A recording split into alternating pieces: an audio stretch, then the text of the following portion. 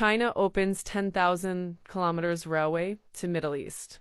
Global powers stunned by U.S. bypass move. China has officially launched a 10,000-kilometer railway linking its inland heartland directly to the Middle East, bypassing all U.S.-controlled maritime choke points. In a dramatic turning point that could redefine the future of international trade and global energy supply, this overland route spanning China, Kazakhstan, Turkmenistan, and Iran has already seen its first fully loaded cargo train depart from Xi'an and arrive in Iran's Apron dry port in just 15 days. And what came back? 50,000 barrels of crude oil delivered straight into China's industrial bloodstream. No tankers, no naval fleets, no Strait of Hormuz. For decades, the U.S. has relied on its unrivaled maritime dominance to maintain global influence, especially in energy flows. But now, Beijing just ripped a hole through that dominance with steel rails and strategic deals.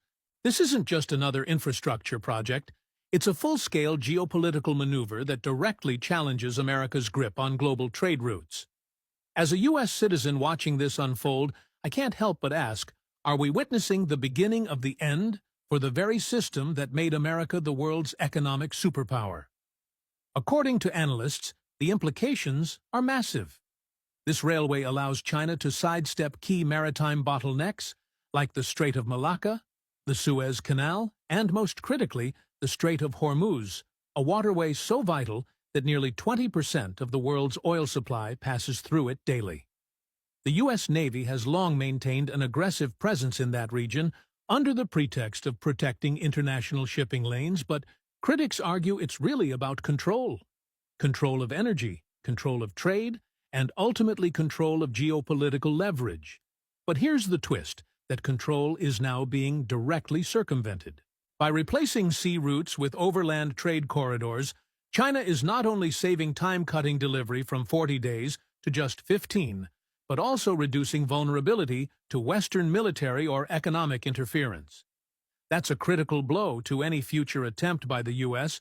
to impose naval-based sanctions or force supply chain disruptions in times of conflict. And this isn't just theory. The Iran-China deal, reportedly worth $400 billion over 25 years, covers energy infrastructure and high-volume freight transport. In practical terms, this means China can import hundreds of thousands of tons of oil every month without ever touching a U.S.-controlled waterway. Experts suggest this is part of a broader Chinese strategy to weaponize logistics eroding U.S. dominance not with warships, but with freight trains. Some observers warn this could escalate tensions in already fragile regions like the Gulf, where military buildup and political friction are constant. But from another angle, it may represent a quiet revolution, a transition from sea to land, from dominance to decentralization.